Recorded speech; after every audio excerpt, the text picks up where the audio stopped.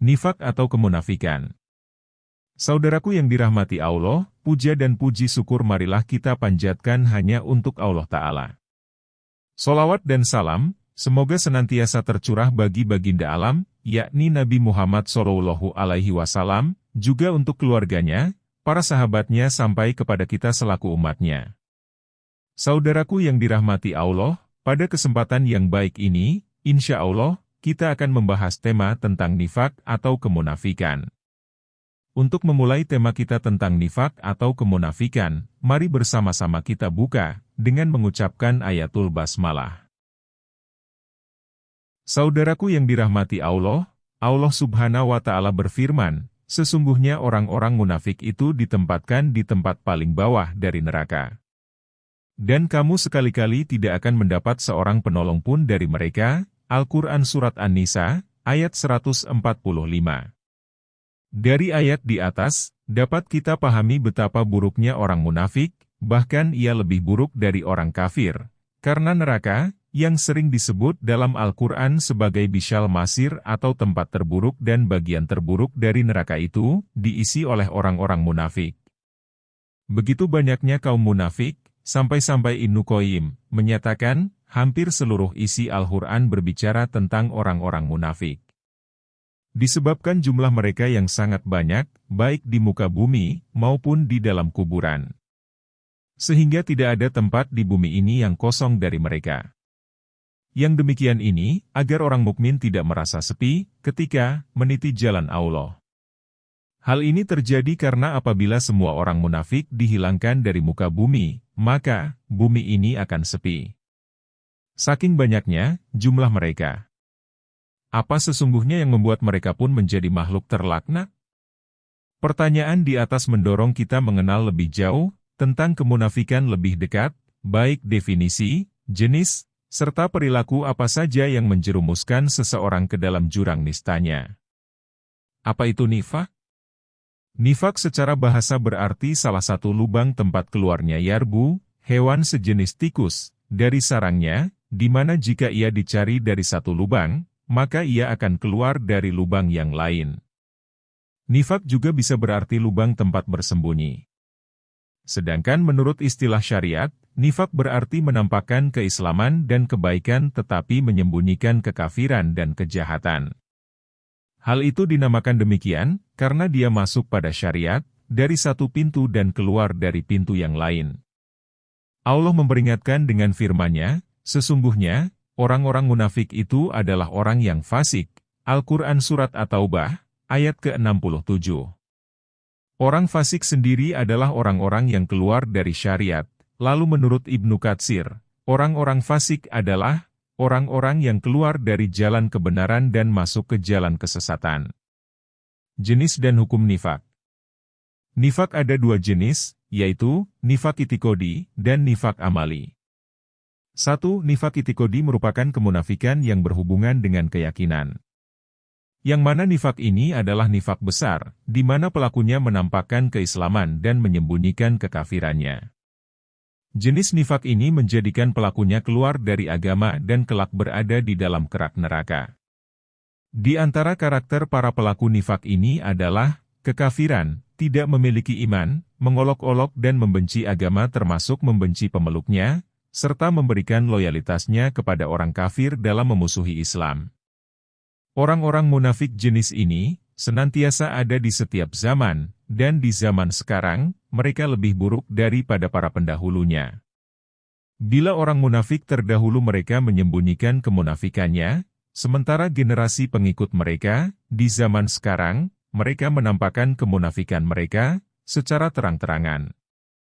Sahabat Hudzaifah radhiyallahu anhu pernah berkata, orang munafik yang ada di masa kalian, lebih buruk dari kaum munafik yang ada di zaman Rasulullah. Kemudian beliau ditanya, kenapa demikian? Beliau berkata, orang munafik di masa Rasul, mereka menyembunyikan kemunafikannya, sedangkan orang-orang munafik di masa kalian, mereka menampakkan kemunafikannya. Di saat kekuatan umat muslim tampak, dan mereka tidak dapat membendungnya secara lahiriah, mereka pun masuk ke dalam agama Islam. Untuk melakukan tipu daya terhadap agama dan pemeluknya secara sembunyi-sembunyi. Selain itu mereka lakukan untuk menyelamatkan jiwa dan harta benda mereka. Karena itulah orang munafik menampakkan keimanannya kepada Allah, malaikat, kitab dan hari kiamat. Namun dalam batinnya mereka berlepas diri dari semua itu dan mendustakannya. Sebaliknya di saat kaum muslimin lemah dan tidak berdaya, serta tidak ada pemerintah Islam yang kuat dan komitmen dalam menegakkan syariat Islam, mereka orang-orang munafik berani menampakkan tabiat aslinya. Dan yang lebih aneh, masih saja ada orang yang menganggap mereka sebagai teman dan bahkan mengangkat mereka sebagai penasihat, padahal Allah Subhanahu wa Ta'ala berfirman, mereka itu musuh maka berhati-hatilah. Quran Surat Al-Munafikun, ayat keempat. Di antara contoh kemunafikan jenis ini adalah apa yang dilakukan oleh kaum Syiah. Mereka melakukan taqiyah, mereka menampilkan penampilan Ahlus Sunnah, namun mereka menyembunyikan keyakinan asli mereka di saat mereka sedang lemah.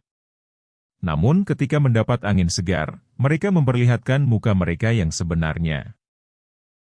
Perilaku nifak akbar. Di antara fenomena nifak akbar dalam perilaku dan sikap adalah 1. Mendustakan Rasulullah Shallallahu Alaihi Wasallam atau mendustakan sebagian dari apa yang beliau ajarkan. 2. Membenci Rasulullah Shallallahu Alaihi Wasallam atau mendustakan sebagian dari apa yang beliau ajarkan. 3. Merasa bahagia dengan kemunduran Islam. 4. Sedih dengan kemenangan Islam. 5. Membantu kaum munafik untuk melawan Islam. 6. Mengolok-olok Allah Ta'ala, Al-Quran dan para Rasul-Nya. 7. Berpaling dari hukum Allah dan Rasul-Nya. Itulah perilaku dan sikap kaum munafik yang tampak dalam dirinya. Begitu buruknya tipu daya kaum munafik.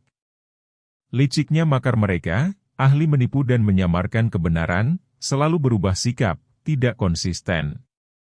Karena alasan tersebut pembahasan sifat kemunafikan dan kaum munafik dalam Al-Quran, diabadikan dalam 17 surat dari 30 surat Madaniyah dan tidak kurang dari 840 ayat. 2. Nifak amali atau kemunafikan yang berupa perbuatan. Nifak amali atau kemunafikan yang berupa perbuatan, disebut juga dengan nifak asgar atau kecil. Yaitu melakukan sesuatu yang merupakan perbuatan, dan ciri-ciri orang munafik, namun tetap masih ada iman dalam hati. Kemunafikan ini tidak membuat orang yang melakukan perbuatan munafik dan memiliki ciri-ciri orang munafik tidak mengeluarkannya dari agama, namun hal ini merupakan wasilah atau perantara menuju nifak itikodi. Nabi Muhammad bersabda, ada 4 hal yang jika terdapat pada diri seseorang maka ia menjadi seorang munafik sejati, dan jika terdapat padanya salah satu dari sifat tersebut, maka ia memiliki satu karakter kemunafikan hingga ia meninggalkannya. Sifat itu adalah sebagai berikut. 1. Jika dipercaya dia berkhianat. 2. Jika berbicara ia berdusta. 3. Jika berjanji ia mengingkari. 4. Jika bertengkar ia melewati batas. Sementara itu Allah Ta'ala berfirman yang artinya, sesungguhnya orang-orang munafik ingin menipu Allah, Allah membalas tipuan mereka. Bila mereka hendak sholat, mereka melakukannya dengan malas-malasan, sekedar ingin dilihat manusia, dan tidak mengingat Allah kecuali, hanya sedikit. Quran Surat An-Nisa ayat 142. Terkadang dalam diri seseorang terkumpul kebiasaan-kebiasaan baik dan kebiasaan-kebiasaan buruk, perbuatan iman dan perbuatan kufur atau kemunafikan. Dalam keadaan seperti ini seseorang mendapatkan balasan pahala dan siksa sesuai apa yang ia kerjakan. Sifat kemunafikan merupakan sifat yang buruk dan sangat berbahaya, sehingga para sahabat radhiyallahu anhum sangat khawatir kalau dirinya terjerumus ke dalam sifat ini. Ibnu Abi Mulaikah rahimahullah berkata, aku bertemu dengan 30 sahabat Nabi dan mereka semua takut kalau dalam dirinya ada kemunafikan. Perbedaan antara nifak besar dan nifak kecil. 1. Nifak besar mengeluarkan pelakunya dari agama, sedangkan nifak kecil tidak mengeluarkannya dari agama. 2. Nifak besar adalah adanya perbedaan antara yang lahir dengan yang batin dalam hal keyakinan, Sedangkan nifak kecil adalah adanya perbedaan antara yang lahir dengan yang batin dalam hal perbuatan. 3. Nifak besar tidak terjadi pada seorang mukmin, sedangkan nifak kecil bisa terjadi pada seorang mukmin. 4. Pada umumnya pelaku nifak besar tidak bertaubat, seandainya pun bertaubat maka ada perbedaan sikap hakim terhadapnya. Lain halnya dengan nifak kecil, pelakunya terkadang bertaubat kepada Allah, sehingga Allah menerima taubatnya. Karakter nifak akan selalu ada sepanjang masa, meskipun berganti nama atau istilah. Hal ini mendorong setiap mukmin untuk selalu takut dan berhati-hati dalam segala ucapan dan perbuatannya. Mudah-mudahan Allah Ta'ala melindungi kita dari sifat kemunafikan dan mengaruniakan manisnya keimanan. Amin. Demikianlah pembahasan kita kali ini, semoga bermanfaat. Yang benar datangnya dari Allah dan yang salah dari kami. Mari kita tutup dengan mengucapkan ayatul hamdalah.